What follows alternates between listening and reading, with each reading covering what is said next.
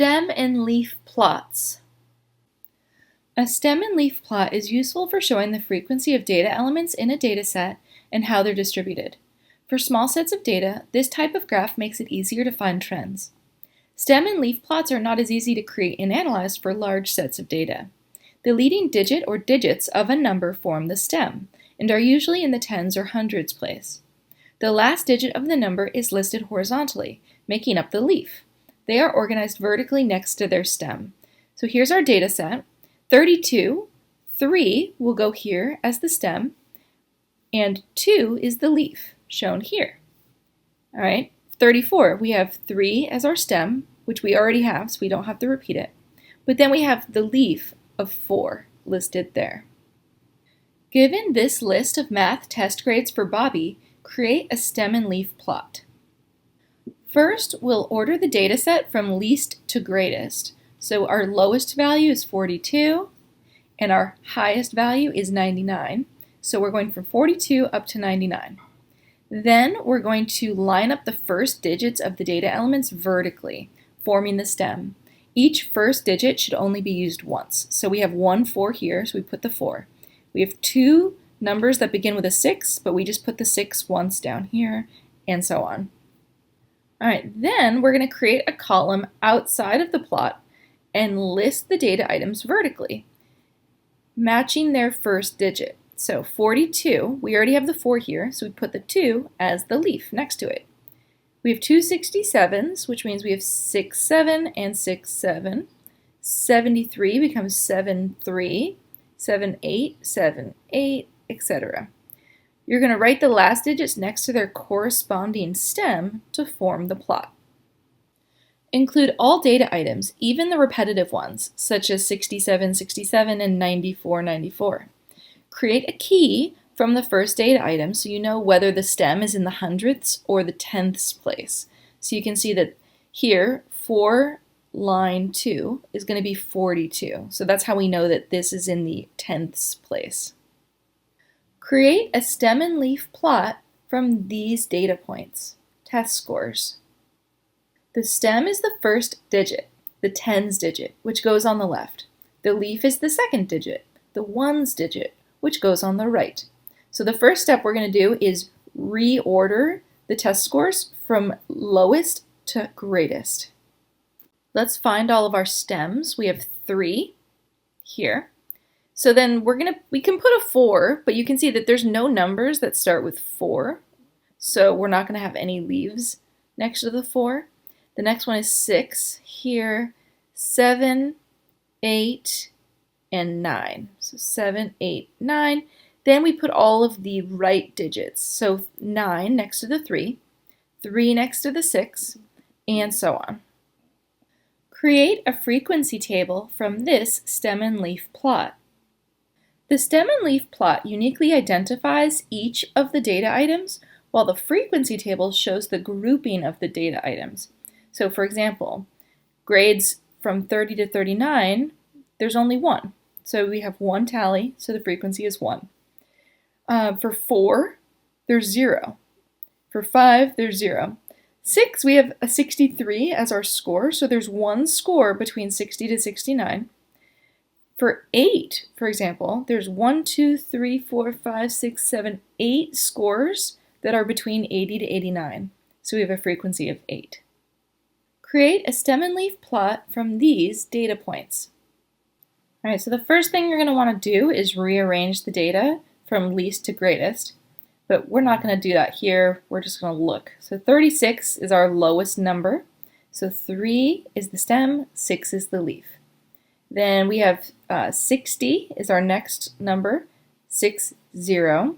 We have 2 68s here and here. So we have 2 numbers that have stems of 6, but leaves of 8 and 8, and so on. So this is what your stem and leaf plot should look like. Stem and leaf plots are handy in finding measurements of central tendency. Mean. To find the mean, take the average of the data points as done earlier in the unit. Median. Start at the top of the leaf and cross out the highest number. Then go to the bottom of the leaf and cross out the lowest number. Repeat this process until you arrive at the middle of the data set. If a dataset has an even number of values, the median is the mean of the final two crossed off middle values. Mode. Examine each row of the leaf and find the numbers that repeat. Find the mean of the data given. Step 1. Add all the numbers together. So remember, when it's written like this, that's a 42, that's 67, that's 73, that's 78, 82, 84, 86, 91, 94, 94, 99.